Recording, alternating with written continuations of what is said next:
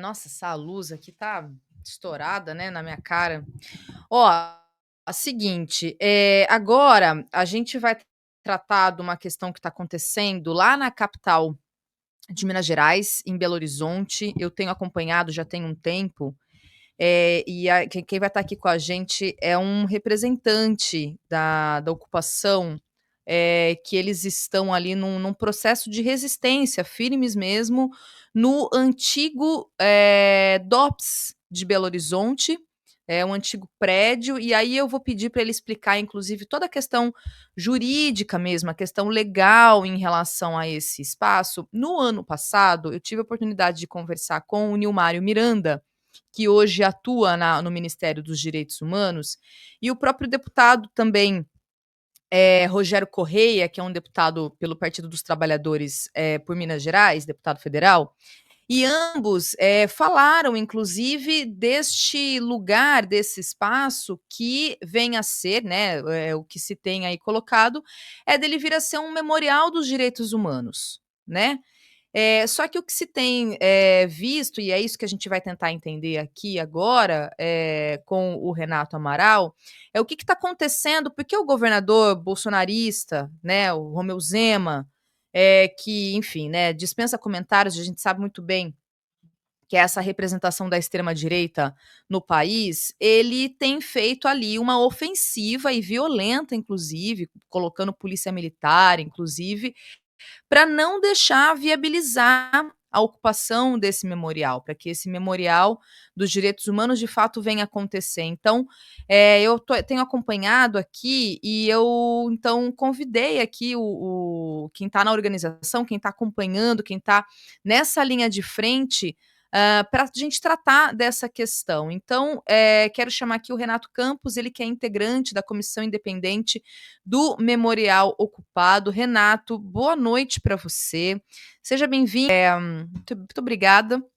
E é isso, né? Eu estava comentando aqui, tentando contextualizar um pouco, mas já pedindo para você explicar um pouco para a gente o que vem a ser essa ocupação. Vocês estão lá desde o dia 1º de abril, quer dizer, já tem bastante tempo, inclusive, e pelo que eu venho acompanhando, vocês estão nesse processo de resistência aí diante de bastante violência, inclusive, né? Tem muitos registros que vocês vem fazendo, vem colocando, vem trazendo nas redes sociais, em razão dessa ofensiva do governador do estado. Então, eu gostaria de te pedir já para você contextualizar, explicar para a gente o que vem a ser essa ocupação e o que está acontecendo lá no memorial. Primeiro, queria agradecer o convite. Muito obrigado, viu, Thalita, para a gente ter a oportunidade aí de falar sobre essa ocupação. Primeiro, é uma luta muito longa, data inclusive antes do nascimento da maioria dos ocupantes do memorial, né? Porque ali foi o antigo DOPS, também funcionou o DOI-CODE em Belo Horizonte. Então, vários relatos de tortura. E é uma luta aí, desde 85, uma grande pressão dos movimentos sociais, uma grande pressão também dos parlamentares, né? Como você disse, do Rogério Correia, existe uma lei que o Rogério Correia, então deputado pela Assembleia Estadual de Minas Gerais, já tinha aprovado uma lei em 1999 para que esse prédio se fosse para os movimentos sociais, e ainda já teve o tombamento municipal, o tombamento estadual, todo esse processo, mas funcionou como polícia, como delegacia, até 2017, inclusive como presídio feminino, ao final no início da década de 2000, aqui em Belo Horizonte. Então, a gente ocupou o antigo DOPS no dia 31 de março para o 1º de abril, marcando o aniversário aí de 61 anos do golpe militar, justamente na tentativa de fazer com que essa data não ficasse em branco, né? Não passasse como se não tivesse acontecido nada pelo Brasil, porque a gente está vivendo, sim, em Minas Gerais, um governo bolsonarista, um governo fascista, de tipo fascista, do Romeu Zema, do Partido Novo, onde a luta política só se intensificou ao longo de todos esses anos, para que abrisse o memorial. E foram 8 anos, né? Vai se completar 8 anos completamente abandonado todo o projeto que já foi desenvolvido pelos professores e estudantes da UFMG, museólogos, historiadores, vários departamentos fazendo todo o processo de investigação desse espaço. É um museu, inclusive, de sítio histórico, né? Porque ele é autoexplicativo, com todos os espaços que funcionaram como espaço de tortura, em todos os andares, inclusive, do prédio. Então tem uma história muito, muito pesada, muito importante da gente rememorar. Então o governo Zema, ele, na prática, apoia essa política truculenta da ditadura militar. Inclusive, tem vários relatos de continuidade de tortura depois do processo de redemocratização. Então, durante os anos 90, os anos 2000, há relatos de ainda utilização de pau de arara, ainda utilização de choques elétricos. Então, os presos comuns também sofreram isso, e isso acontece porque no Brasil a gente não teve justiça de transição. E ao não ter justiça de transição, a gente não discute efetivamente o que é democracia. Então, toda a força policial mantém o mesmo aparato repressivo da época da ditadura militar. E o governo Zema complementa isso, porque a gente está completando essa semana, a gente vai chegar a completar aproximadamente 70 dias de ocupação. 67 dias de ocupação a gente chega na sexta-feira agora. E a gente teve em torno de 45 dias cercado pela Polícia Militar, não deixando as pessoas entrarem na ocupação do memorial. Houve um claro desrespeito às decisões judiciais, que inclusive concedeu o habeas corpus para a nossa ocupação, logo na mesma semana em que o governo tentou o processo de reintegração de posse, onde tentou preparar a Polícia Militar para fazer a desocupação. Então, a gente teve que, por 3 vezes, conseguir liminares do mesmo desembargador, dizendo das razões do habeas corpus, para só aí, então, a polícia se retirar da entrada do cerco ali do memorial. Então, a gente está mais ou menos 2 semanas sem o cerco policial. E aí, conseguindo aumentar as visitações, as pessoas têm menos medo, né, de entrar na ocupação, porque é um espaço, é um quarteirão que fica localizado na principal avenida de Belo Horizonte, que é a Avenida Afonso Pena, onde as pessoas já na época da ditadura tinham medo de passar na porta. Isso continuou com um ostensivo cerco da PM, orientada pelo governo Zema, inclusive desrespeitando leis de tombamento, porque a Polícia Militar de Minas Gerais soldou um dos portões do prédio, que é uma entrada tombada como patrimônio histórico do Estado e do município. E aí a gente está nessa batalha e conseguindo ganhar até esse tempo inteiro aí, de quase 70 dias de ocupação. Estamos em processo de negociação juntamente com o intermédio da Justiça mesmo, porque o governo Zema não quis negociar com a gente.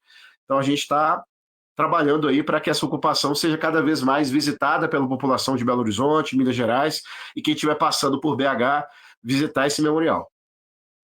Não, extremamente importante, inclusive. Eu baixei um vídeo aqui que estava na página de vocês, e eu queria colocar, porque é um vídeo longo até, não vou mostrar ele inteiro, mas 2025, Frei ele Giovanni Moreira, da mostra, Comissão Pastoral da Terra. não sei se vocês estão vendo aí, gente, A sala do delegado. mas ele tem até Essa uma sala aqui era a sala do relato, né, delegado. acho que é importante. Vocês Ali conseguem não ver, tinha gente, aquela... o vídeo? Tá vendo aquela sala ali? Não tinha aquela divisória. Era uma sala. Ficou todo mundo ali. Aí daí eles iam tirando as pessoas para fazer o interrogatório. Né? Então você foi preso na greve dos metalúrgicos de Belo Horizonte e Contagem. Belo Horizonte e Contagem. Em agosto de 1987. Isso. E aí, podemos. Aí vem cá, você. Vamos lá. É meio fúnebre aqui, né? Escuro. Aqui, Aliás, tá escura, né? É escuro e é tenebroso também. Aqui é o seguinte, aqui os interrogatórios eram realizados aqui. E vê, ó, era toda coberta de cortiça. Revestido para não passar para fora os gritos. E de pertinho. Certo. E eles aqui interrogavam. Né? Aqui ficava uma máquina, aquelas máquinas, não é aquelas A primeira vez que fui preso, eu fui preso e foi usada aquela máquina de choque de manivela. Essa daqui, não, ela tinha um ajustador de tensão que ele ia aumentando, né? Então a pessoa ficava aqui e era interrogatório. Tá vendo a sala lá? Mostra, Lisa. Aquela sala ali? Essa grade ali aqui. Ficava 3, 4 pessoas que seriam interrogadas. E ficava assistindo você ser interrogado. Quando você terminava o interrogatório, você descia por essa porta aqui, ó, e dava lá no pátio e já levava para as celas. Que as celas aqui no subterrâneo. Isso.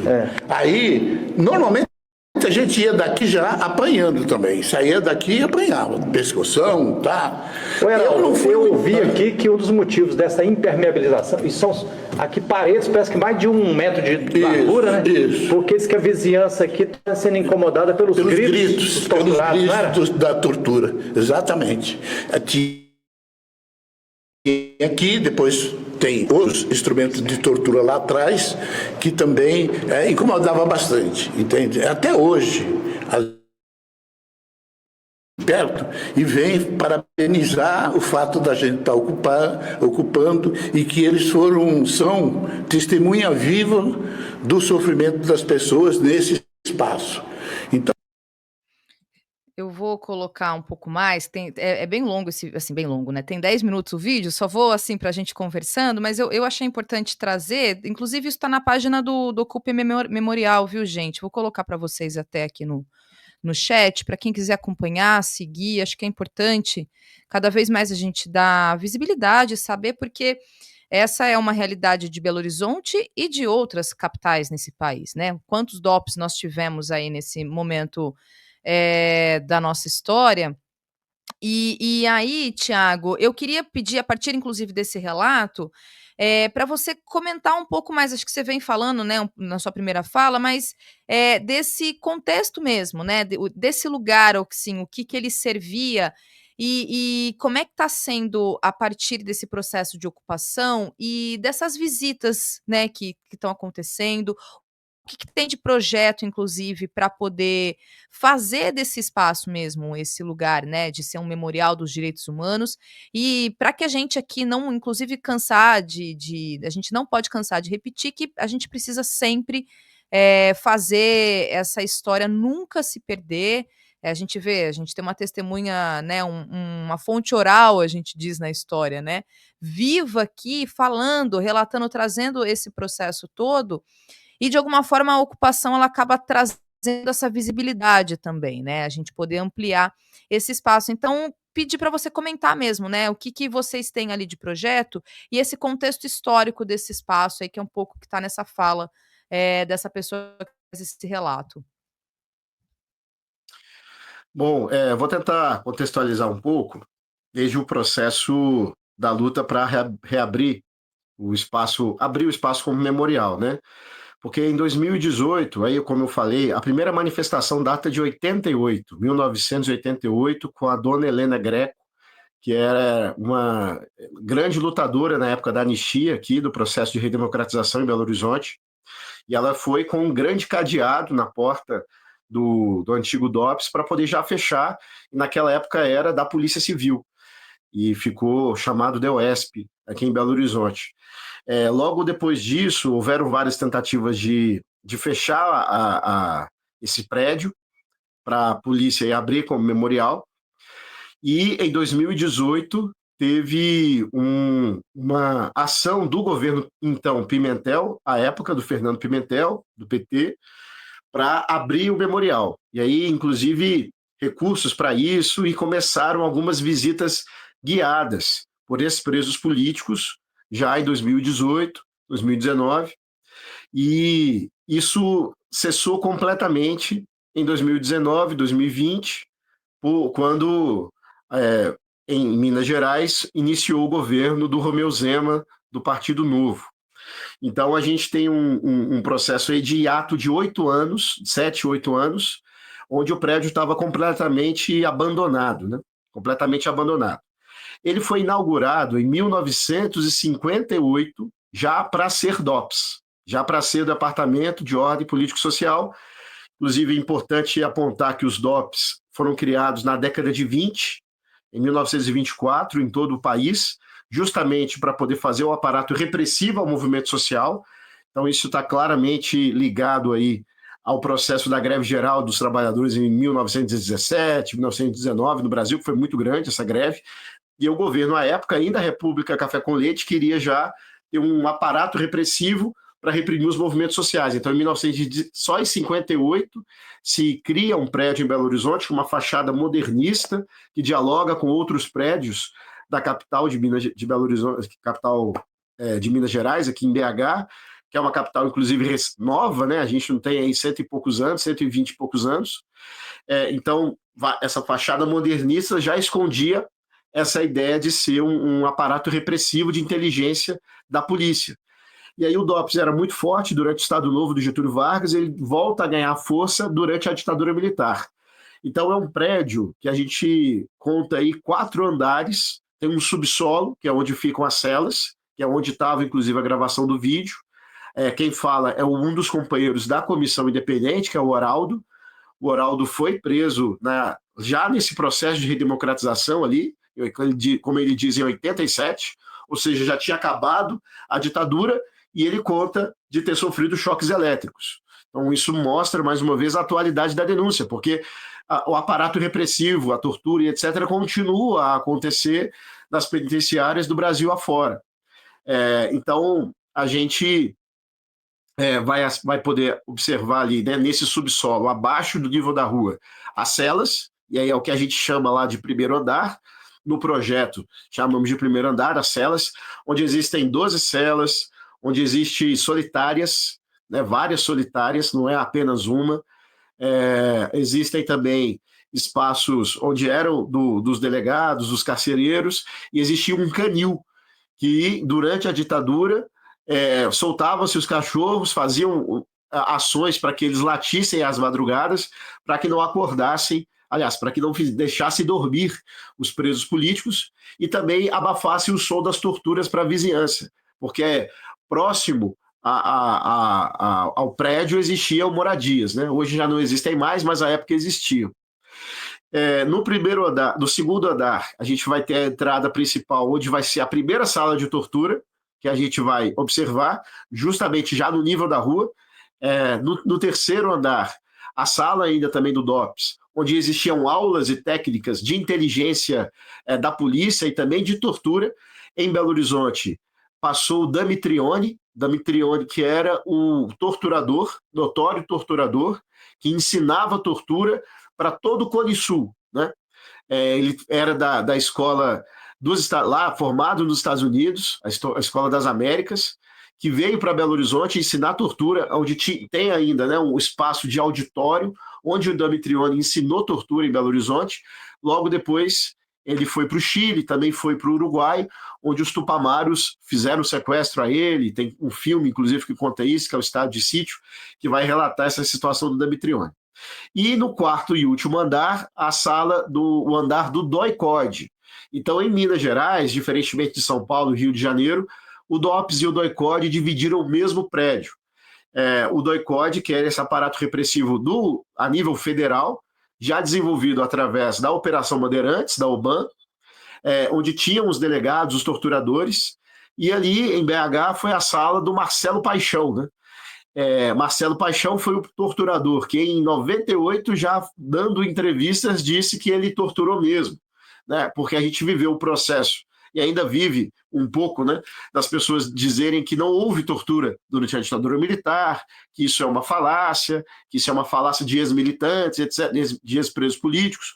Mas a verdade é que o próprio torturador Marcelo Paixão confessou as torturas que ele praticava através de uma entrevista que ele deu em 98. Então ali tinha a sala do Marcelo Paixão e ao lado da sala dele a sala de tortura. E várias salas, inclusive também solitárias, misturado com salas da burocracia da polícia, né? Então, de um lado, alguém datilografando algum depoimento, e do outro lado, uma parede apenas dividia uma tortura. Isso mostra o quão era comum a tortura durante a ditadura militar e também a própria localização do prédio, como eu falei, na Afonso Pena, logo de frente para a rua, já se passando em frente, ouvia-se as torturas, né? Ainda, para além desses 4 andares, vai ter um espaço de garagem, que é onde existe uma piscina que era utilizada para afogamento, né? Essa piscina de afogamento foi utilizada, inclusive, também depois do final da ditadura militar, como outra forma de tortura.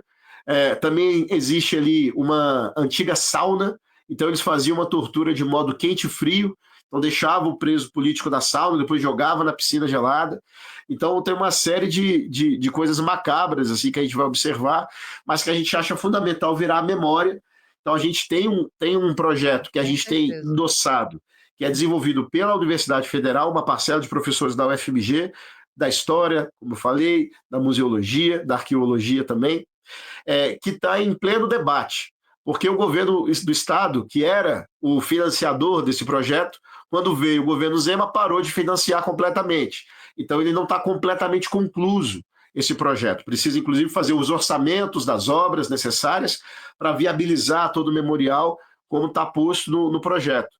Inclusive, a gente só teve acesso, a sociedade de Minas Gerais só teve acesso a esse projeto depois da ocupação, através de uma ação do Ministério Público Federal, inquirindo ao governo do Estado de Minas, porque eu não tinha ainda apresentado o projeto. E nem os próprios professores da UFMG poderiam fazer isso por conta dos contratos de confiabilidade que existiam e que eles assinaram e etc.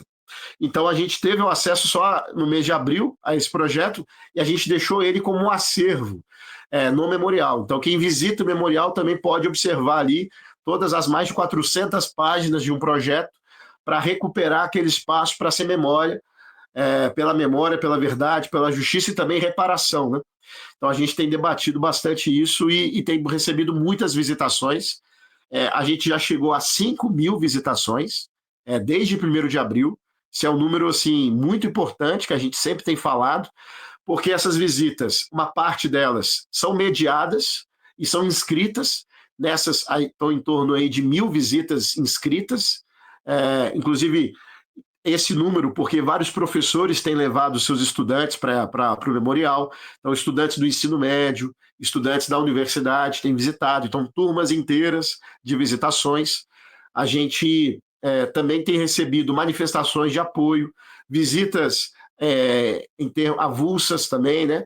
Várias atividades culturais que a gente tem promovido desde o primeiro dia, com shows na ocupação, ainda quando tinha o cerco da polícia, a gente fazia o show na rua, no meio da rua, mesmo não podendo entrar, exibição de filmes também, sobre a temática da ditadura militar, então a gente já passou vários filmes, também alguns deles na rua, porque não poderiam entrar por conta do cerco da PM, então a gente tem feito várias dessas atividades, por isso esse número também de visitação, o que mostra também que existe um apelo da sociedade em visitar o memorial e conhecer a sua história, ao contrário do que se diz por aí, de um desinteresse muito grande da sociedade, mas na medida em que a gente conseguiu fazer a ocupação, a repercussão tem sido muito positiva em torno dessa luta e a gente tem conseguido atrair muitas pessoas, felizmente, para que o memorial siga aberto e aí a gente tem mantido essa luta em ocupação.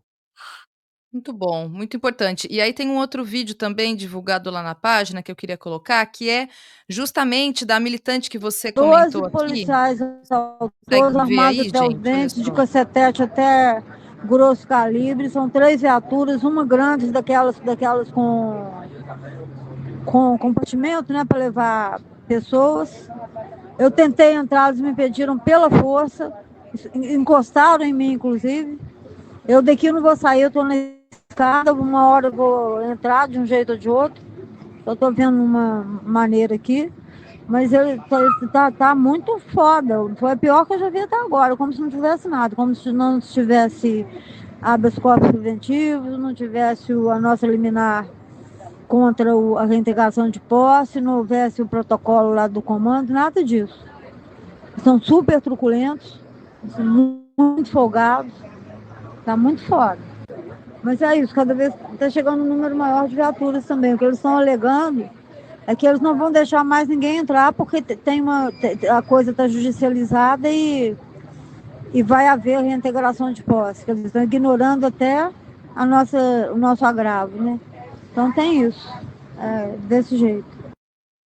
Eu acho que esse relato é importante, você comentou, né, da Bisoca Greco, porque acho que ela sintetiza um pouco da truculência da polícia, e ela tem na sua história mesmo, né, esse enfrentamento, e então acho que é importante, e como você falou, né, a gente tá trazendo aqui essa visibilidade, né, a partir dessa ofensiva do Zema, mas desse lugar. Você sabe, Renato, que eu moro no centro do Rio e que tem o DOPS aqui também, que está nesse processo, mesmo processo de vir a ser um memorial, continua fechado, é um prédio que está ligado à polícia, fica do lado, inclusive, do prédio da Polícia Civil aqui, do lado do Museu da Polícia, e está fechado.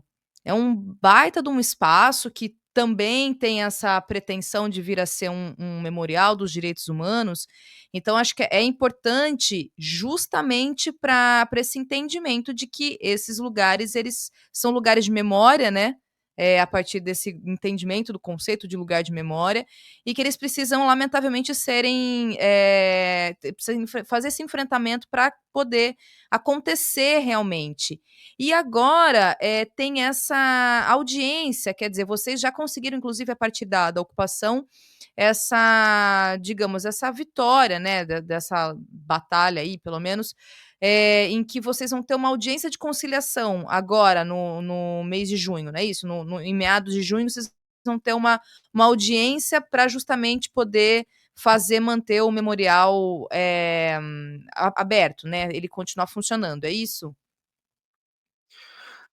É isso mesmo. Só antes de falar disso, eu queria destacar que esse vídeo que foi passado, que é muito importante, a Bisoca é filha da Helena Greco, e ela estava nessa manifestação em 88, a Bisoca é Heloísa Greco, e ela é membro da comissão nossa, comissão independente, então é uma história realmente muito importante de luta e tudo mais. E quando a polícia não deixou ela entrar, já existia todo um habeas corpus suspendendo a reintegração, né? Então a polícia não poderia fazer isso, ela já deveria ter ido embora, porque a decisão judicial diz que ela não poderia usar de força. E os PMs, inclusive, não deixaram ela entrar, pegaram no braço dela e não deixaram ela entrar, mostrando que eles usaram a força. Então, mostra que o governador Romeu Zema, através da sua polícia, já estava desrespeitando uma decisão judicial. Isso é muito grave num Estado de direito, né, num processo de democracia que a gente está falando. Então, quer dizer que o juiz faz a decisão e não se cumpre imediatamente. Então, a gente teve que, por 3 vezes, e esse dia foi o dia mais tenso, quando a gente já tinha a suspensão da reintegração, ou seja, não existia nada na justiça que forçasse ou que permitisse a polícia fazer o que ela fez naquele dia. E por isso a gente conseguiu, já estava marcada a primeira audiência. A gente já teve a primeira audiência sexta-feira passada, no dia 30, e vamos ter mais uma audiência no dia 13 de junho agora. Nessa audiência do dia 30, nós apresentamos as nossas demandas ali. Foi a primeira vez que a gente teve uma tratativa melhor com o governo do Estado, porque até então ele não quis nos receber, e mesmo assim o Estado não enviou ninguém com condições políticas de alterar as coisas, né? Então estava a Advocacia Geral do Estado, estava a própria secretaria responsável pelas obras, mas a gente não tinha presença ali de alguém que pudesse resolver efetivamente o problema. Mas conseguimos ter uma boa audiência. Ao nosso ver, a gente conseguiu retirar o prédio do memorial de uma lista de imóveis à venda que o governo Zema fez na última semana. Então ele fez o que está sendo chamado de Propag, que é um plano para poder vender os imóveis ou ceder ao governo federal. Vários imóveis do governo de Minas Gerais estão nessa lista, escolas estaduais estão nessa lista, a própria cidade administrativa, sede do governo, também está nessa lista de venda, e ele também colocou o Memorial dos Direitos Humanos na lista de venda. Então, na audiência que a gente fez na Justiça, no TJ, a gente conseguiu retirar o memorial dessa lista de venda. Isso foi uma vitória já importante. Outra é a decisão do desembargador de que aquele espaço deve sim ser o Memorial dos Direitos Humanos. Porque que o governo Zema já queria descaracterizar o prédio, fazer como se fosse qualquer uma repartição pública, recebendo funcionários e servidores públicos do Estado.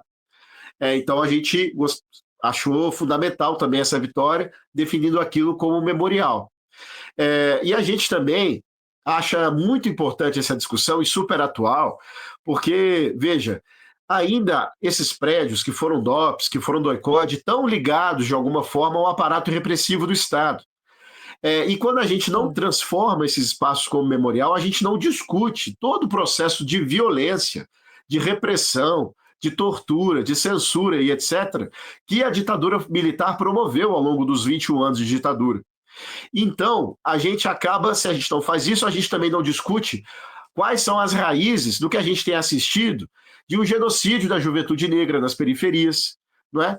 de um aparato repressivo desproporcional da polícia militar contra o funk, contra o rap, contra a aglomeração de pessoas das favelas, das periferias do Brasil. Porque ali a ditadura é uma das origens desse aparato repressivo das forças militares, dizendo que o inimigo somos nós, porque na época da ditadura o inimigo era o militante social, era o brasileiro que se revoltava contra as injustiças do governo. Hoje é o jovem preto da periferia, aquele que destoa do ideal do que deveria ser um cidadão de bem, como esses fascistas têm colocado, e como se propaga pelas forças militares, né? Então a gente vai ter mortes, né? Tem o caso do Genilson, que foi assassinado pela Polícia Federal no Camburão. No Camburão, né? Exatamente, da Polícia Federal, porque estava sem capacete. Né? Então a gente vai ter vários exemplos disso, não dá nem para citar aqui de tantos exemplos, que mostra porque a gente não parou para pensar, para avaliar, inclusive, o que a ditadura fez ao longo desses anos todos.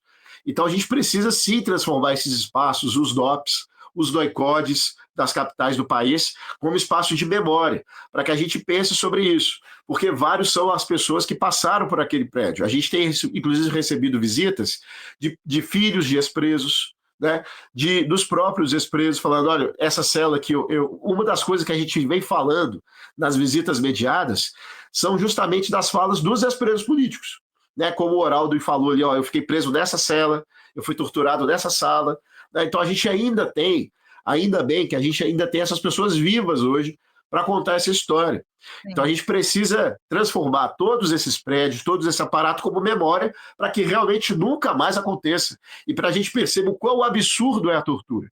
Porque a gente está em Minas Gerais o Conselho dos Direitos Humanos em Minas Gerais, inclusive a gente tem um membro do Conselho, que é o Everson, que também é da Comissão Independente, onde a gente chama de CONED, esse conselho, ele recebe ainda hoje o maior número de denúncias que o CONED recebe é de tortura nos presídios.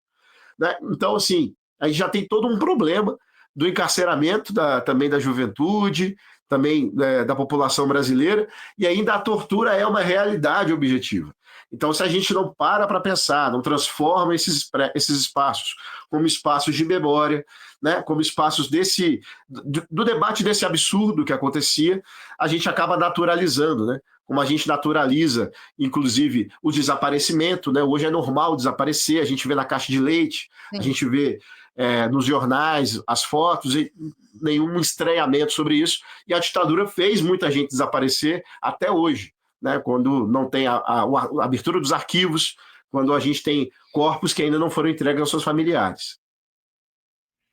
Exatamente. E, inclusive, até, Renato, aproveitar essa sua fala para te perguntar, a gente tem discutido aqui no programa mesmo, a gente tem conversado com várias pessoas, falado a respeito da perseguição à juventude negra, periférica, favelada desse país, a partir, por exemplo, dessa lei anti-Oruan, que ela começa lá na Câmara de Vereadores em São Paulo, mas é uma ação coordenada desse grupelho fascista que é o MBL, e que em outros lugares, país afora, tem se tentado implementar essa lei, se debater, falar sobre esse projeto de lei.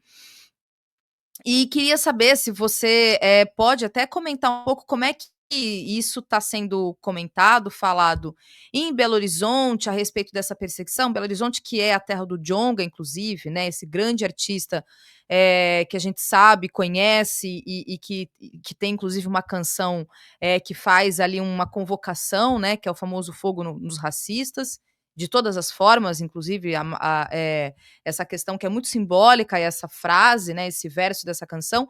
Mas eu queria realmente saber um pouco como é que está esse contexto em Minas Gerais, a partir, inclusive, dessa política fascista que é desse governador, que é o Romeu Zema, que coloca a sua polícia para perseguir não só vocês, como certamente imagino que os índices de perseguição e de violência e de morte contra a juventude também em Belo Horizonte, né, Minas Gerais como um todo, também deve ser algo muito presente no cotidiano, né, que a gente fala muito, traz muitos casos aqui, a gente comenta bastante do estado de São Paulo, né, a partir do governador de São Paulo, mesmo governos que, né, progressistas, do Partido dos Trabalhadores, como da Bahia, e que lamentavelmente também tem índices altíssimos de uma polícia militar, que, como você mesmo diz, e você tem razão, fez um processo de extensão do que as polícias fizeram, do que as Forças Armadas fizeram na ditadura militar, e hoje os alvos são os jovens negros. Então, queria te ouvir, assim, se você puder comentar um pouco como é que está esse contexto mesmo em Belo Horizonte, em Minas Gerais, com esse governador, inclusive, que a gente sabe que é racista, a gente até ouviu falas dele completamente lamentáveis, para dizer o mínimo. Então, a gente sabe, né, mais um representante da extrema-direita, do bolsonarismo. Então, imagino, né, pelo menos a partir disso, que não deva ser muito diferente do que a gente vê em São Paulo, por exemplo, ou no Paraná, com o Ratinho Júnior, que é outro também fascista, e outros casos aí que a gente tem, especificamente falando da extrema-direita e de representantes da extrema-direita, como é o governador de Minas Gerais, né? Eu acho uma ótima questão, até agradecer poder falar disso, porque a gente também está vivendo um processo de militarização das escolas aqui em Minas Gerais, que Bem vai lembrado. justamente nesse mesmo direcionamento, Romeu Zema, na tentativa aí de mostrar que a educação se dá de forma militar, tem que bater continência, né? Então essas coisas assim vão acontecendo também. E aqui também tem esse processo da lei anti-Oruan, né? Inclusive teve uma audiência pública na Câmara dos Vereadores e a gente teve a presença do Djonga justamente falando também sobre isso, então foi bastante importante. E a gente tem um movimento cultural em Belo Horizonte, o Djonga participou muito disso também, muito rico já a partir desse aparato da repressão, porque a gente tem as batalhas de MCs em Belo Horizonte desenvolvidas justamente porque a polícia não deixava fazer, e também as prefeituras não deixavam fazer. Então a gente tem uma repressão muito forte e a resistência a essa repressão fez ter mais batalhas de MCs. Então várias batalhas nacionais acontecem em Belo Horizonte. A gente tem aqui o viaduto, debaixo do viaduto Santa Teresa, várias batalhas de MCs. Tem também os bailes funks, por exemplo, do aglomerado da Serra, que é muito rico e tudo mais, mas também é uma ação onde muitos da juventude não conseguem ir no baile, porque a polícia chega antes e acaba com o baile, violentamente. Ela destrói os bailes funks. A gente teve um processo, e ainda vive, vez ou outra, das periferias da cidade, que a juventude não tem para onde ir, porque se ela vai no baile, a polícia chega antes com os camburões, dando tiro para cima e aterrorizando completamente. Então, é muito importante esse debate, né? Porque há uma enorme criminalização do funk, do rap, e a gente precisa dizer da cultura da população, da cultura da favela, da cultura da periferia. A gente teve uma oportunidade de receber no memorial o SLK, que é um rapper que gravou seu clipe dentro do memorial. A gente teve mais uma gravação de clipe hoje de rap também dentro do memorial, para fazer justamente, inclusive, letras que vão fazer as denúncias do que acontece nas penitenciárias do Brasil afora, e eles vão utilizar aquele espaço, e a gente acha que o espaço deve estar aberto para a população usar enquanto cultura.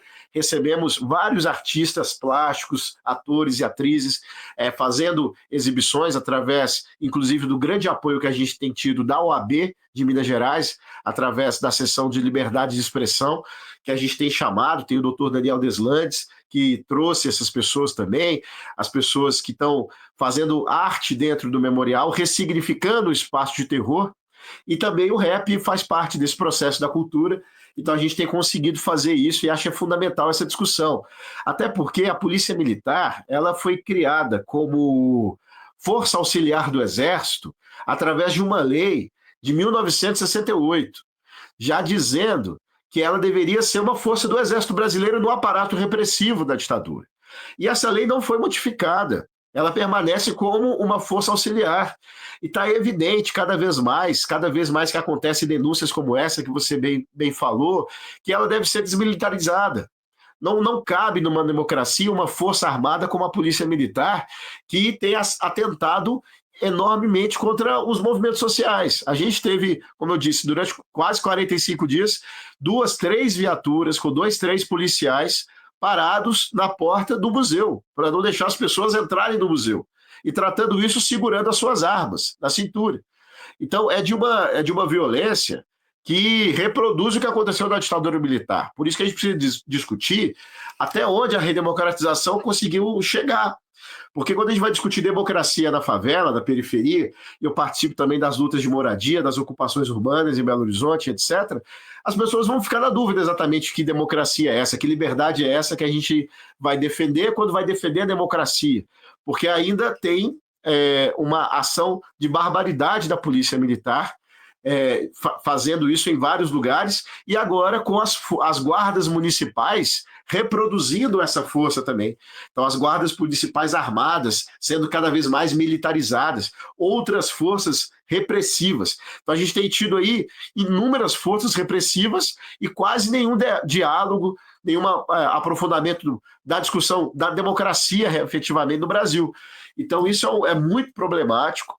É muito problemático, a gente deveria estar discutindo, inclusive, o quanto que o rap, o quanto que o funk não exporta a cultura, inclusive, brasileira para o mundo afora, e aí agora a gente tem que debater se deve ou se não deve fazer show, não deve fazer música, não deve fazer baile, né? Então, realmente, é um absurdo que a gente tem vivenciado, e é uma das faces deste fascismo, né? Infelizmente, em Minas Gerais também nasceu o Nicolas Ferreira, que é um enorme fascista que a gente tem aqui nessa cidade, junto com o Zema, então estão no mesmo balaio de ataque aos movimentos sociais, aos movimentos de cultura da periferia, ao mínimo debate na sociedade, né? Então, tem se mantido isso. O que o Zema tem feito é completamente ignorar qualquer ação da população, e quando ele não pode ignorar, ele trata com truculência, com repressão, como tem feito aí afora. E é importante dizer que essa repressão à cultura, em nenhum momento, diminuiu os índices de violência das capitais, né? Eu acho que esse paralelo é interessante dizer o quanto que é falsa a ideia de criminalizar as periferias, as favelas, a presença ostensiva policial, tratando o favelado, o rapper, o MC como um agente de violência, e ao passo em que não se reduz nenhum índice de violência. Pelo contrário, tem se aumentado, né? Então, os crimes de colarinho branco têm se expandido, né? Em Minas Gerais também a gente vai ter o Aécio Neves e até agora nada sobre o helicóptero que foi preso dele, né? Então, assim, nenhuma discussão. Então, quem enche os helicópteros estão à solta. E o problema está nas favelas, está no aglomerado. Como diz o Racionais, a gente vê que nenhum favelado é dono de aeroporto, de cais, para poder receber e fazer essa questão do tráfico de drogas, por exemplo, como é dito por aí. Então, acho que é bastante importante fazer essa discussão, e aí mostra que o Memorial de Direitos Humanos está ligado a isso, porque se a gente não debate, mais uma vez dizendo, se a gente não debate o que aconteceu durante a ditadura militar, todo o aparato repressivo de violência passa como se fosse parte integrante da sociedade, e não é, não pode ser. Essa violência estatal não pode ser contra o seu próprio povo, né? Como tem sido nas periferias do Brasil, como tem sido pelos índices aí de criminalidade que na verdade, que não tem se reduzido, e ao passo que tem aumentado o número de assassinatos provocados pela própria Polícia Militar. Não, eu acho que, assim, né, a sua fala, ela traz 2 pontos que me fazem pensar, Renato. A primeira é o quanto a gente tem o capital, né, se apropriando da cultura de favela. Então tem uma frase que se diz e que é verdade, né, o capitalismo, a burguesia gosta da favela como uma marca, como um produto a ser vendido, ser apropriado, mas não gosta do favelado. Ou quando gosta é dessa forma, né, de para trazer de forma mercadológica. E um outro ponto também, acho que a gente tem essa discussão, ela tem se evidenciado nos últimos dias em razão da prisão do Poço do Rodo, né, que hoje ele teve a sua soltura, né, ele foi solto, mas o que se teve de repercussão, a gente tem acompanhado e muita gente inclusive falando aqui, que ele foi recebido, por uma multidão, porque ele é um artista, né, assim, muitíssimo famoso inclusive, e muita gente inclusive falando dessa forma hostil com que essa juventude e essas pessoas que estão na favela, elas tratam as polícias. É apenas uma resposta à forma como a polícia trata a favela e os favelados. Então eu não sei por qual razão as pessoas se espantam, se surpreendem. Muita gente falando, porque eu vi um vídeo, por exemplo, hoje, em que a polícia foi tentar correr atrás de um garoto, né, de alguém que estava ali acompanhando a soltura do Poço do Rodo. Aí teve um outro que foi para cima da polícia ali, tentou sair da frente, etc. Mas esse clima de guerra, ele é provocado não por quem é morador da favela, não por essa juventude, ao contrário, isso é uma reação. Porque a polícia, quando ela chega na favela, aqui, né, eu queria até te ouvir um pouco mais sobre isso, mas é só trazendo, porque isso é uma realidade que está presente no país todo. Quando ela chega, para além dela assassinar, que a gente sabe, né, para além dela ir para cima de trabalhador e etc., ela esculacha morador, ela entra em casas, isso são relatos, ela entra em casa, ela rouba, ela assedia mulheres e meninas. Isso, assim, você ouve as pessoas falando. A forma como a polícia trata os moradores de favelas e de periferia é dessa forma. Então, como é que a polícia quer ser recebida por essas pessoas? É evidentemente porque isso é uma reação. Então, a gente tem esse clima de guerra que é provocado pela polícia, pelo braço armado do Estado. Não o contrário, né? Mas o que se quer tentar trazer, e é isso, né? Bandido é quem? Né, o que está dentro de um helicóptero com tonelada de cocaína, mas que é um homem branco, rico, que tem parente político, que foi candidato à presidência, ou um artista, um cantor que cresceu num lugar onde é comandado por uma organização criminosa e que faz parte de toda uma estrutura, e não se discute o porquê essa organização criminosa ela existe, não se questiona por qual razão a gente tem uma política de enfrentamento ao tráfico de drogas, mas que não resolve de fato, não vai na fonte, na raiz. Então, quer dizer, e aí, desculpa aqui estender minha fala, né, porque eu estou mais para perguntar do que para falar, Renato, mas é porque isso é uma discussão que suscita muito debate e a gente precisa falar sobre isso, porque o que me parece é que há de fato uma estrutura para tentar perseguir esse alvo que a gente sabe, que no fim das contas a gente sabe quem vai morrer, quem vai ficar preso, quem vai ficar à mercê desse Estado, que ele é violento contra determinados grupos sociais. Então, eu acho que é importante a gente tratar essa questão, né, da forma como trata e o quanto há essa perseguição agora com o funk, com o trap, especificamente falando do funk, por causa desse projeto de lei, né, Renato? Então, desculpa me estender aqui, mas acho que é importante para a gente falar sobre isso, porque isso acaba tendo tudo a ver justamente com um pouco da pauta aqui nossa, que é sobre essa repressão que tem ali, de alguma forma, esse lugar, esse resquício de ditadura que a gente ainda amarga e a gente acompanha, né? Não, com certeza, eu acho muito importante fazer esse debate. Inclusive, a gente pode até pensar, né, se fosse um MC que tivesse negro, tal, que tivesse corrido atrás de alguém empunhando uma arma, como fez a Carla Zambelli, com certeza ele não teria saído do país, né?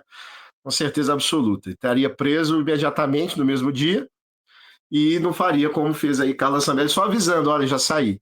né? Então, a forma de tratamento, essa desigualdade, é profunda mesmo do Brasil. Então, realmente, se elegeu os inimigos, né?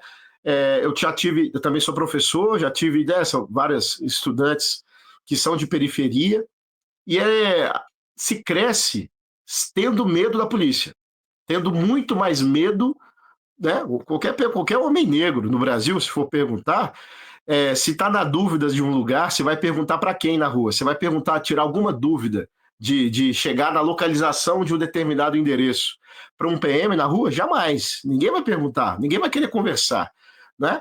A gente cresce com medo da polícia militar. E não é um medo que impõe respeito, não. É um medo é um medo que gera ódio. É um medo que vai gerar revolta, né? Então não é um medo que vai paralisar, é um medo que vai fazer agir efetivamente. Então tem uma série de questões da forma de como a polícia é montada que com certeza aumenta a violência na sociedade, né? Ao invés de pacificar, ao invés de discutir as coisas, ao invés de debater democracia, ao invés de fortalecer, por exemplo, as organizações sociais, a gente vai ver um aparato repressivo armado contra um inimigo, e esse inimigo ele vai ter o cor, né? Ele vai ter cor, ele vai ter forma de se vestir, ele vai ter onde mora, e a partir daí faça como fez também o ex-governador do Rio de Janeiro atirando, né, no helicóptero na favela. Então a gente vai ter tantos relatos absurdos que mostra que se a gente não debate, mais uma vez, o que a ditadura fez, parece natural o pau de arara, quando a gente explica para as pessoas. Parece comum na sociedade os choques elétricos. Então isso continua a acontecer, porque agora o inimigo é o negro pobre da periferia com a falsa ideia de combater o tráfico, né? Como a polícia chega? Ela atira, depois ela pergunta, ela leva o cadáver, ela se responsabiliza dizendo que foi uma tentativa de defesa, coloca como auto de resistência, e aí a gente vai ter uma imensa uma imensa quantidade de mulheres negras que vão perdendo seus filhos, né? Eu tive contato com isso, menino de 12 anos que foi pegar o celular no bolso, a polícia atirou 9 tiros, matou o menino de 11 anos. Aí quando você vai debater em sala de aula, isso aconteceu no Cabana, em Belo Horizonte, na periferia do Cabana do Pai Tomás. E aí quando vai discutir em sala de aula, os alunos vão dizer, mas professor, não pode pegar no bolso quando você está perto da polícia, né? Então, ou seja, não se pode viver normalmente quando se está perto da polícia, porque você já é o inimigo. Calado, passando por eles, você já é o inimigo deles. Então essa é a formação policial, e aí que está o problema. Não discutir a formação da polícia militar no Brasil, porque é a formação ditatorial, violenta, repressiva, para matar pobre e negro, para matar gente preta do Brasil. É para isso que a polícia serve hoje.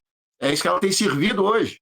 Então, isso mostra que a gente é educado a encarar a polícia como inimigo também, não dá para contar, então você vai sobreviver, simplesmente. E aí, se tem criminalidade no bairro que você mora, você vai ter que lidar com isso. E vai ter que aprender, porque não dá para chamar a polícia. Porque a polícia não é o agente que vai resolver esse problema, pelo contrário, ela piora o problema, né? Sem contar os índices de corrupção da polícia em relação, inclusive, ao tráfico de drogas, né? Para não entrar nisso, no mínimo ela piora o problema. Então, a gente vai aprender a sobreviver. E do outro lado, a polícia vai aprendendo cada vez mais que os inimigos são aqueles negros, pobres, de periferia, que estão andando de camisa de time e que vão se divertir em baile funk nas sextas, nos sábados à noite. Então a gente tem que ir no baile funk para pegar o maior número de pessoas, de inimigos da sociedade. É essa a formação que a polícia tem tido hoje no Brasil. E se a gente não faz essa discussão, a gente não está resolvendo o problema da violência no Brasil.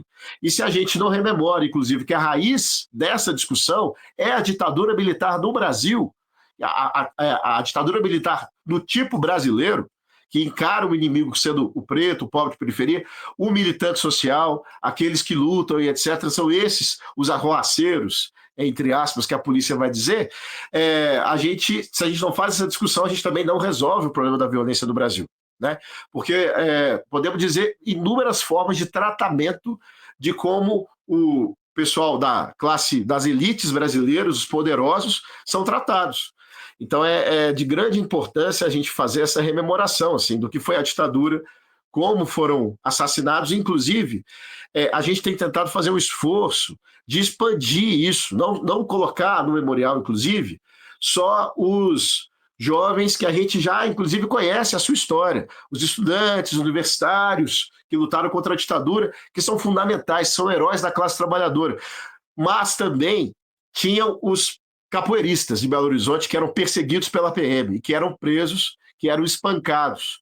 Existiam os terreiros, né, das religiões de matriz africana, que também eram presos, que também eram espancados durante a ditadura militar, e até hoje existe criminalização sobre isso.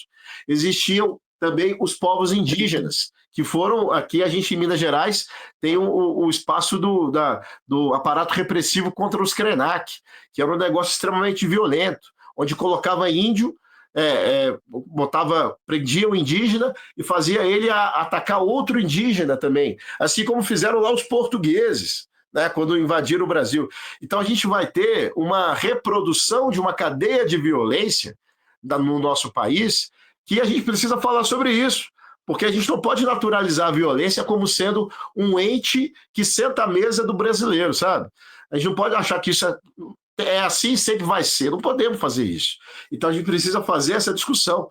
Então, essa parcela da sociedade que também sofreu com a ditadura e que nem tinha um desenvolvimento ideológico do ponto de vista de ser comunista, de defender uma revolução social, de ser socialista, nem tinha essa ideia. Tinha a ideia apenas de expressar uma vida distinta daquele ideal, modelo que a ditadura propagandeava como família brasileira. Só isso, só isso. Os LGBTs, QIAP+, toda essa sociedade que foi totalmente criminalizada pela ditadura e continua a ser. Então, por isso que a gente precisa, no memorial, recuperar esse setor também que foi atingido, sabe? Então, para nós, isso também é muito caro, assim, dizer dos povos indígenas, da população preta de terreiro, da capoeira, que é muito comum no centro de Belo Horizonte, mas que tinha muita repressão durante a ditadura militar. Então a gente vai colocar um pouco disso também, na ideia é discutir isso também no projeto, né, que a gente vai tentar fazer e tal, mas já precisamos fazer esse debate na sociedade de imediato, assim, para mostrar que a ditadura não atacou apenas os comunistas, os socialistas, não. Atacou todo mundo que era contra aquele ideal, modelo que a ditadura defendia, e ainda hoje permanece não tão distante assim do que foi naquela época. Não, com certeza, é só uma extensão. Renato, se você puder, eu queria mostrar um vídeo, eu tinha separado aqui, para mostrar assim que você saísse aqui da nossa conversa, mais para o final do programa, que a gente está ainda caminhando para o final, mas eu queria muito aproveitar a sua presença aqui, porque é um vídeo que está sendo bastante reproduzido ao longo do dia e vem no bojo dessa discussão com a prisão do MC Pose do Rodo e essa discussão toda, né, dessa criminalização, que ao fim e ao cabo a gente está falando aqui, né, que é sobre a juventude negra desse país. E é um vídeo, eu vou colocar aqui, gente, e eu queria muito te ouvir a partir do que está no conteúdo desse material, que é esse cara, né, o Arthur Duval, Mamãe Falei, esse que foi caçado porque ele foi lá fazer turismo sexual contra mulheres pobres na Ucrânia. Lembrem quem foi essa pessoa, representante do MBL, esse grupo fascista que está no Brasil. E esse vídeo aqui, Renato, muita gente está compartilhando ele, muita gente repercutindo ele e atribuindo, inclusive, a um discurso nazista a esse vídeo. Então, eu queria muito poder, são 2 minutinhos, e poder te ouvir a partir desse vídeo aqui. Olha só. Prisão do Pose do Rodo. Porra, é segredo, né, pai? É que eles ficam, Pose do Rodo, eu sei que, pô, que pau, o cara é nosso chefe, não tem segredo, né, irmão? É o que Pausa aqui, ó. Com certeza, como eu sempre falo, um futuro neurocirurgião, né? Você tá vendo aí um pianista clássico, você tá vendo um violinista lírico, você está vendo aí uma pessoa de altíssima capacidade cognitiva, que quando perguntado sobre um membro de um crime, de uma facção de crime organizado, não é segredo ainda, nosso chefe, não é segredo aí, fala pra mim assim, vamos falar uma verdadezinha aqui. O que deve ser feito com esse cara? O que deve ser feito com esse cara? que esse... Me fala assim, numa boa. No que esse cara ajuda a sociedade? No que esse cara é produtivo? No que esse cara é virtuoso? Imagina uma semana com esse cara. Imagina uma semana com esse cara. O que uma semana com esse cara produz? Fala. O que ele faz da vida desse cara? Qual o valor que ele agrega para a sociedade? Fala para mim. Aí eu, né, posso ser processado, posso ser, né, inclusive condenado criminalmente se eu expuser algumas das minhas opiniões aqui do que deve ser feito com uma pessoa dessa, né? É o contrato social brasileiro, tá? Esse é o contrato social brasileiro. Isso é Brasil, tá? Nem falar que Brasil é direita e esquerda. Você acha que estão discutindo o quê no Brasil? Você acha que... Irmão, explica pra mim. Você acha que estamos discutindo ferramentas de combate à corrupção no INSS? Você acha que essa pessoa, né, está muito preocupada com a próxima reforma da Previdência que a gente vai ter que fazer? Com a reforma tributária? Com o arcabouço fiscal? Aí aqui, só para fechar, porque daí fizeram outro vídeo, Renato, e aqui, para quem está nos acompanhando, nossa audiência, que eu queria também colocar, que complementa esse segundo vídeo. Quem postou, inclusive, agora há pouco, foi o Thiago Santinelli, que é humorista, né, e que faz um enfrentamento aí. E esse rapaz, tá, que foi entrevistado, é esse que tá nesse vídeo, gente, vejam só. Aí, ó, o menor, a importância do menor na sociedade aí, Arthur. Aí, ó, esquece, filho, aí o menor aí, ó, tá maluco, o menor é vagabundo, não, a importância dele aí, rapaz. Fala merda pra caramba, hein, Arthur? Papo reto, tinha respeito por você, mas tá falando merda pra caralho do moleque aí, seu otário. Aí, ó, menor aí, ó. Quantos quilos tem aí, menor? Porra, tem mais de 50 quilos, pai. Aí, filho. Confia. Esquece aí, ó. Mais de 50 Ué, rapaziada, quilos. todo mundo marcando o Arthur Duval aí, ó, falando que ele falou merda do moleque aí, ó. A importância que o moleque tem pra sociedade, criminalizando o moleque. O moleque é trabalhador, porra. Pra batata chegar na tua mesa, ó, Arthur Duval, passa por aqui, ó, por um ombro de um trabalhador. É ele aí que tu criticou na mídia, seu fanfarrão. Aí, rapaziada, Arthur Duval foi ingrato de falar essas palavras aí do moleque, ó. Ô, Arthur Duval, vem na Ciasa aqui, ó, pra tu ver a importância do moleque na sociedade. Tá, o moleque tá aqui, ó, noite e dia. Eu tenho certeza que ele tem mais disposição do que você, rapaz. Fala teu nome aí, mano. Andrei. Tu mora onde, Andrei? Bangu. Bangu, Rio de Janeiro, Arthur Duval. Valeu? Pra batata, cebola, o ovo, chegar na tua mesa, passa por essas costas aqui, ó, de um trabalhador, tá? Moleque não é criminoso, não, ó. Aí, ó. Aqui, ó. Tem que estar assim, ó. Tá aqui, ó. Trabalhar, filho. Fazer mais vídeos defendendo o moleque. Vocês não querem que favelado tenha voz, pô. Vocês acham que favelado é ignorante, entendeu, mano? Não tem que falar. O moleque vai falar, eu vou dar a voz pro favelado, rapaz. Se defender. Valeu, seu comédia? Bom, acho que a resposta foi dada, né? Mas, enfim, Renato, acho que são 2 vídeos aí, esses 2 vídeos estão sendo bastante compartilhados nas redes, e queria te ouvir, assim, né, um pouco, você conseguir elaborar, trazer um pouco, porque eu também estou te colocando, nem era essa a pauta que a gente ia conversar aqui, mas acho que de alguma forma acaba sendo, que traz um pouco, né, da nossa conversa, mas é isso, acho que esse vídeo de resposta, inclusive, traduz um pouco da estrutura social e histórica que a gente tem nesse país, inclusive, né? Arthur Duval, acho que, sinceramente, nunca carregou um saco de batata na vida. Enfim, desculpa aqui que senão eu perco um pouco a linha, eu quero começar a xingar, mas é isso, né? Enfim, então eu queria te ouvir, se você quiser falar também, fica à vontade, tá? Mas é que eu acho que tem muito a ver com isso que a gente está conversando aqui, que a gente está tratando. Não, eu acho que é importante mesmo debater, e tem várias camadas aí, né, nesses vídeos, assim. Eu acho que, primeiro, só uma coisa que eu queria destacar é como se a função, que o ser humano tivesse que ter função na reprodução do capital, né? A partir daí ele pode existir. Eu acho que esse é um elemento também, sabe? Tipo, só existe se tiver trabalho, né? E se ele não tiver trabalho, ele não pode, veja, ele não precisa nem existir. É isso que ele tentou dizer, esse fascista, reproduzindo mesmo todos os preceitos nazistas, né? Tudo que tinha escrito em Auschwitz, por exemplo, tudo que isso aí o Hitler falaria, falou, inclusive, na verdade, né? Nem falaria, ele falou coisas parecidas a isso. Então, acho que são questões assim realmente gravíssimas, né? Outra questão é o preconceito ao tipo, né? Então, assim, o problema que eu acho é que, do mesmo jeito que esse fascista falou, vários policiais também vão pensar. E aí, quando a gente se depara com pessoas como esse companheiro que está trabalhando no SEASA, vão achar que pode fuzilar e que ninguém vai sentir falta, né? E aí é mais um elemento, mais um dado de desaparecido no Brasil, mais um de tantos outros, né? Então é isso que infelizmente tem acontecido à torta e à direito. Então, se não faz um debate sobre isso, a gente também, mais uma vez, não resolve o problema da violência. Então, é uma fala completamente fascista, desse Arthur Duval, e ele reproduz isso o tempo inteiro e fica impune. Esses absurdos não podem, a pessoa não pode falar isso. Ele está dizendo que esse companheiro deve ser assassinado, é isso que ele está dizendo. E aí, daqui a pouco, esses fascistinhas do MBL, esses bolsonaristas vão dizer o seguinte: existe uma parcela no Brasil que deve ser assassinada.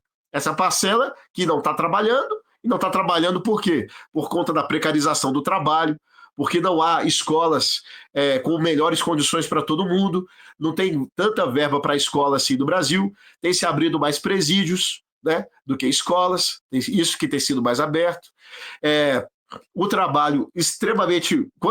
Esse companheiro deve trabalhar, inclusive, quando tem para descarregar. Então, não é todo dia que ele vai ter renda, sabe? Então, esses elementos da condição do trabalho que está no Brasil, da fome que tem assolado o povo, etc., isso é um elemento que precisa ser considerado, porque o cara já está dizendo de reforma da Previdência. O governo bolsonarista acabou de aprovar uma reforma da Previdência que vai fazer uma parcela da população nem imaginar o que é aposentadoria mais. Daí ele está querendo dizer de outra reforma da Previdência, você está querendo dizer de outros elementos que vão piorar as condições de vida dos trabalhadores. Então, a questão está evidente, é a sociedade da elite, dos burgueses, dos donos do capital, que ele está defendendo, né? E aí vai ter uma forma. Aí a pessoa não pode ter o seu dialeto, né? Ela não pode ter um dialeto, não tem direito a ter uma forma de falar do seu grupo, né? Como ele tem o dele, né? Dessa elitezinha que ele faz parte, como esse fascista faz parte. Ele tem o grupinho dele. Ele pode, de vez em quando, meter um inglês na frase que não vai ter problema, né? Agora, se tiver um gingado mais brasileiro na fala com um sotaque, aí já é um criminoso, né? E ainda que ele vai dizer como se ele fosse algum juiz com condições de já dizer que o Pose do Rodo é aliado ao tráfico, como ele já vai dizer isso na primeira fala. Então, é um absurdo tão grande, e o problema é justamente a repercussão que isso ainda tem, né? Os vídeos de WhatsApp que isso vai circular. Então, acho que é importante mesmo esse debate da gente fazer para mostrar que isso daí é o fascismo replicado, e aí não é o contrato social brasileiro, não. É o fascismo brasileiro, isso que o Arthur Duval vai defender. Que é o fascismo contra a juventude pobre, negra, periférica, contra a juventude marginalizada, não é? E uma juventude que tem sido atacada sistematicamente. Vários desses companheiros assim a gente não vê desenvolver, não vê crescer, não vê se amadurecer enquanto ser humano, não chega aos 21 anos, não chega aos 30 anos de idade. A polícia assassina antes. E esse pessoal agora fazendo discurso para que se assassine, piora ainda mais a condição de vida do povo brasileiro. Então, por isso que a gente precisa se revoltar, precisa se organizar para poder fazer essas denúncias, né? Eu participo também do Jornal A Verdade, do Partido Comunista Revolucionário, a gente tem tentado fazer esse debate. Todos esses espaços assim, são muito importantes para a gente organizar o povo pobre, periférico, que sofre com acesso às coisas, né? Então, esse companheiro, assim, que me solidarizo a esse companheiro, que ele trabalha, inclusive, que foi mostrado no segundo vídeo, tem toda uma situação de sobreviver, porque no Brasil, quem não trabalha não come, não é? Não tem condição, você tem que trabalhar de alguma forma, mas é esse trabalho precarizado que também resta à juventude pobre, negra e periférica, né? Então é esse trabalho cada vez mais precarizado, tem que carregar 3 pacotes. É um negócio difícil de se imaginar. Carregar 3 pacotes, não é só 3 pacotes, né? E é isso, Renato. Aliás, só complementando para dizer o seguinte: a linguagem do Arthur Duval é a linguagem do estuprador. é daquele que diz que as mulheres elas são fáceis porque elas são pobres. É isso que ele disse na mensagem do WhatsApp, uma das várias coisas que ele diz, né? Quando ele foi lá na Ucrânia, ele foi tentar assediar mulheres que estavam em situação de guerra, fugindo da guerra, inclusive, e ele disse isso. A linguagem do Arthur Duval é a linguagem do estuprador. Porque assim como ele, assim como o outro companheiro dele do MBL, que também é acusado de estupro, o Renan da Silva, alguma coisa assim, que também tem falas o quê? De estupradores. São esses caras, né, esses homens que dizem isso. Essa é a linguagem dele e é isso. É a linguagem da misoginia, é a linguagem do racismo. Então, a representação que a gente fala aqui que eles são fascistas, e eles são mesmo, porque é isso, eles perseguem e violentam mulheres, perseguem e violentam pessoas negras, perseguem e violentam LGBTs. É essa gente, é dessa gente que a gente está tratando. Então, a linguagem do Arthur Duval é a linguagem do estuprador. Não se esqueçam disso, porque a relação, inclusive, que um estuprador tem com uma mulher é exatamente essa, Renato. É porque ela está numa condição de vulnerabilidade e de submissão. Por isso que ele diz, elas são fáceis porque são pobres. Essa é a fala, para mim, é a fala mais emblemática de tudo que a gente acompanhou aquele caso do Arthur Duval, que foi cassado em 2021 pela Alesp, né? Que ele foi fazer lá turismo sexual na Ucrânia. Renan Santos, obrigado, Viagem Atômica, que é outro, foi acusado de estupro, que tem uma fala dele que diz, se a fulana de tal, uma menina lá do MBL, se ela for no bar errado, alguma coisa assim, ela merece ser estuprada. É dessa gente que nós estamos falando, eles são racistas e eles têm a linguagem de estupradores, que se pudessem, é isso que eles fariam, eles violentariam mulheres, pessoas negras e LGBTs também, sabe? Bom, então é isso, Renato, olha, eu te agradeço muito mesmo. Enfim, a gente estendeu um pouco aqui, trouxe outros aspectos, acho que mais a discussão acaba sendo a mesma coisa. E aí, uma última informação que eu gostaria muito de te pedir, que é mais serviço mesmo, como é que é para quem quiser ir até o memorial, acompanhar, se precisa marcar antes, é só chegar, horário de funcionamento, como é que está funcionando para as pessoas que têm esse interesse? Até tem alguns comentários, eu vou ler daqui a pouquinho, mas se puder falar como é que está sendo para as pessoas poderem conhecer mesmo, né? Irem lá e poderem acessar o memorial em Belo Horizonte. Bom, a gente tem uma página no Instagram que é Ocupe o Memorial. E essa página vai ter um link para as pessoas se inscreverem, para fazer as visitações mediadas. Que aí vai ter um membro da comissão que vai fazer a mediação, explicar cada espaço daquele prédio de 4 andares, com a garagem, as celas e todos os elementos de tortura que aconteciam ali. Então a gente tem as visitas quartas, quintas, sextas, sábados e domingos. E a gente começa a partir das 14 horas da quarta-feira, e na quinta, sexta, sábado e domingo são 3 horários, né? 10 da manhã, 2 da tarde e 16 horas. Na quarta-feira são 2 da tarde e às 16 horas. Então essas visitas mediadas é melhor que se inscrevam. A gente está com um prédio ocupado, então é uma ocupação, né? Então sempre vai ter gente lá, mas para visitar de forma mais organizada, entendendo melhor o espaço, é melhor que seja na visita mediada. Na página também, Ocupe o Memorial, a gente sempre coloca as atividades culturais que a gente vai ter. A gente vai ter uma grande felicidade de receber a Melinha Teles na semana que vem, que é uma ex-presa política importante. Pois é, muito importante, assim, a gente tem conseguido reunir ex-presos políticos em Minas Gerais também, mas a Melinha vai ser a primeira que também que é de São Paulo, que vem para cá para poder falar um pouco, lançar um livro lá no Memorial. A gente também tem passado filmes, documentários, passamos alguns filmes do Carlos Pronzato no Memorial, ele veio também, fez o debate, então a gente vai ter uma boa quantidade de atividades culturais, festival de bandas, roda de samba, tudo isso a gente tem tentado organizar para ressignificar esse prédio, para ser bom estar lá, né? Que era um espaço de medo em Belo Horizonte, mas que a gente torne um espaço de memória, de cultura e também de resistência, né?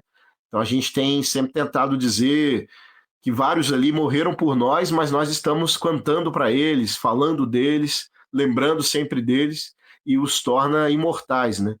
essa honra de conseguir rememorar tantos ex-presos políticos que passaram pelo DOPS, que foram assassinados no DOPS ou em outro aparato repressivo da ditadura militar no Brasil. Muito bom. Renato, então, para me despedir mesmo de você, só ler aqui alguns comentários que eu separei. A Marina Mara luta pela nossa história, diz ela, nossos camaradas corajosos na linha de frente.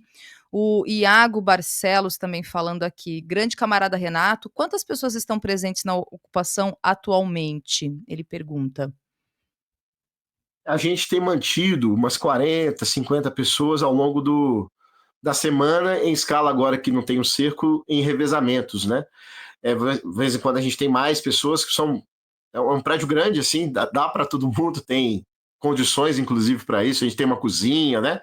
E aí o pessoal sempre faz as refeições lá mesmo, então a gente tem uma estrutura importante lá dentro. Então a gente tem em torno dessa quantidade de pessoas. Legal. A Nilda Cursos, ela diz: fui na ocupação, muita força para todos que estão disponíveis para esta luta, apagar a ideia de casa cor. É um memorial fundamental para a superação dessa parte da história. Importante poderem ir. Acho que é Casa Cor, que é esse evento de arquitetura. É isso? Não sei se eu estou falando bobagem aqui. Mas É acho que isso mesmo, é isso existe mesmo. esse projeto? De querer Sim, transformar o lugar em casa core e tal. Ah, bom. o governo Zema queria receber o Casa Cor ali no memorial, né? Então ia ser um espaço de design para discutir novas formas de cadeiras, de espaços culturais, assim, no memorial onde tinha tortura, repressão. Então a gente conseguiu, ocupou para evitar esse tipo de absurdos, né?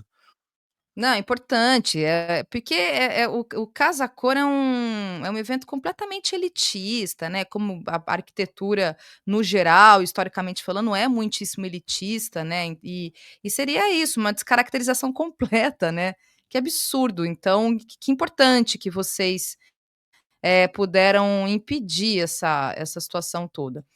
E aí, então é isso, Renato. Olha só, deixei aqui, gente, para vocês acessarem então a página do Ocupe Memorial. E te agradecer, Renato, pela conversa, né, dizer aqui para parabenizar você e todo mundo que está lá na linha de frente nessa resistência toda. E é isso, muito obrigada para você. Certamente, acho que eu vou chamar você para a gente poder discutir, tratar de outros assuntos também. Você disse que é professor, a gente discute bastante educação aqui também, educação e cultura no programa. Então é isso, mais uma vez te agradeço mesmo, e até a próxima. Então, eu que agradeço a oportunidade de falar do memorial e essa luta que, assim, tem incentivado, pelos contatos que a gente tem tido, vários militantes sociais ao longo aí de todo o Brasil para recuperar os DOPS, para virar memorial mesmo, para a gente retomar esse espaço para o povo, no sentido de retomar o espaço para o povo, né? E ressignificar esses espaços, né? Não ser espaço de tortura, não ser espaço de repressão, de medo, mas ser espaço de memória e de nos fortalecer para as lutas futuras que a gente tem que fazer. Então, é realmente agradecer esse espaço para poder falar de tanto tempo assim, foi ótimo a gente conseguir fazer essa conversa e falar um pouco mais desse memorial. Então, o Instagram é esse, Ocupe o Memorial, então todo mundo pode visitar e a gente está aberto para poder falar cada vez mais disso. Muito bom, Renato, até a próxima. Tchau, tchau. Tchau, obrigado.